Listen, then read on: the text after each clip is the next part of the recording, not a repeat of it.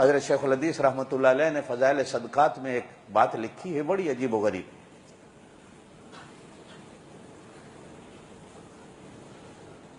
کہ ایک بزرگ قبرستان کے قریب سے گزرے تو دیکھا کہ جیسے ایک ڈاکیا آتا ہے، ایک تھیلا بھرا ڈاک کا لایا قبرستان میں، تو قبروں سے اٹھ کر اس قبرستان میں جتنے تھے وہ ڈاکیے کی طرف بھاگے،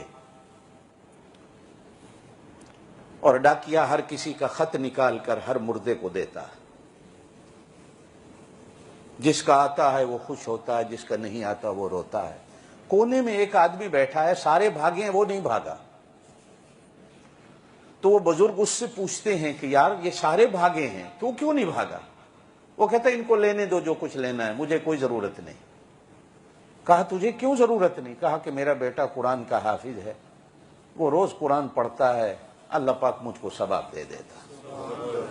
یہ جتنے بھاگے ہیں یہ ثواب لینے کے لیے بھاگے ہیں، کسی کی دعا آئی ہے، کسی کی خیرات آئی ہے، کسی کا صدقہ آیا ہے، کسی کے نفل آئے ہیں، کسی کی نماز آئی ہے، جا کے سارے لے رہے ہیں، خوش ہیں۔ جن کی نہیں آ رہی وہ سائڈ پہ بیٹھے رو رہے ہیں کہ ہمیں دینے والا کوئی نہیں۔ اب وہ بزرگ دن کو اس کے بیٹے کی تلاش کو نکلے تو گئے تو اس کا بیٹا ایک دکان پہ بیٹھا ہے، چائے بیچ رہا ہے۔ لینے والے آتے ہیں، چائے بنا کے دے دیتا ہے، جب کوئی گاہک نہیں ہوتا تو قرآن پڑھتا ہے، قرآن پڑھ کے کہتا ہے اللہ میرے ابے کی روح کو اس کا ثواب دے دے۔ تھوڑے دنوں کے بعد پھر بزرگ اس قبرستان کے قریب سے گزرے تو پھر وہ ڈاکیا تھیلا لایا، تو وہ آدمی بھی جو پہلے نہیں بھاگا تھا بھاگ کے جاتا۔